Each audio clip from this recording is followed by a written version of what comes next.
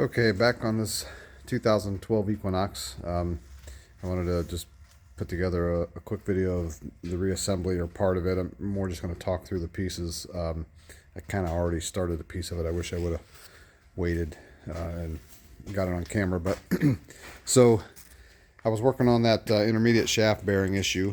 Got the bearing in from the dealer and all the parts with it, and then I took it to a machine shop real quick, and they had them press it on. My press is broken.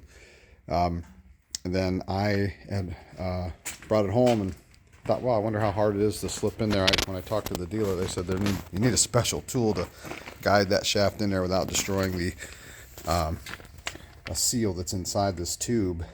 But it went in really easily, just as easy to come out, just steady hand and hold it tight. That's the shaft after installation. So it's back in there. I slid it in, it snapped in really good. I had to just tap on it with a hammer to seat it all the way far enough to put this last clip in there, the retainer for it.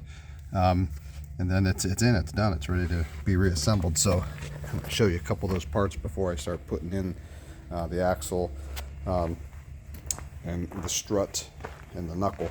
I'm still waiting actually on the ball joint. Should be here this morning so I can finalize that, but I can kind of put that on last. That's the destroyed ball joint that I got to replace. But so this is the parts list that I got from the dealer, just so you know.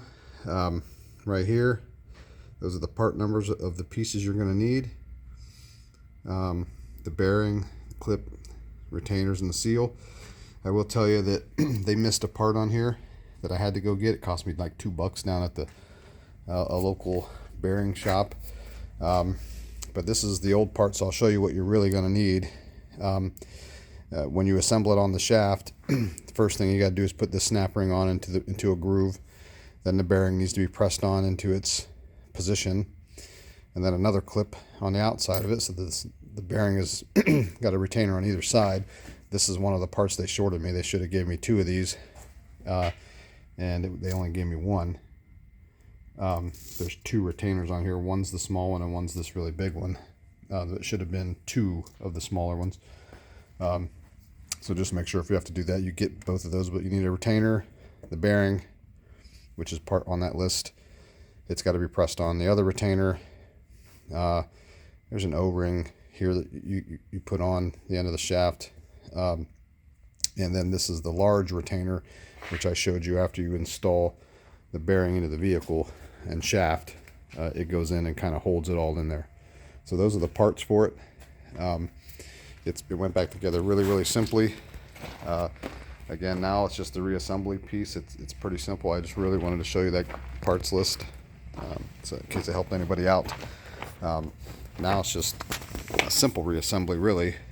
I will put on the axle first to let it just kind of sit there. I'll mount the strut back up in there, let it hang, and then the knuckle, I'll put everything on and connect it to it at the very end as soon as I get this ball joint to put on here.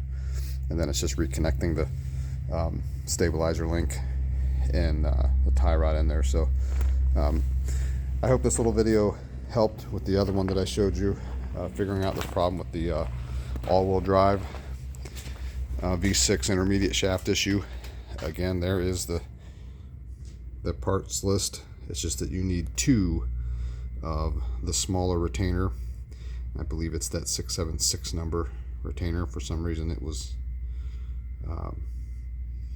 they just didn't give me 2 of them, so you just got to make sure you get all of your parts, and it'll look a little bit like in this order when you put it on the shaft. Clip, bearing, clip, O-ring, slide it in, put that retainer in last. This is just a spare retainer that I was trying to match up with some stuff I had laying around. Instead of buying the second one, I ended up going to a shop that had the exact one that I needed. This one's close, so I decided not to use it, use the right ones. But there, hope it helps. Ask questions. I learned a lot about this in the process. Your dealer can help you. All right, thanks.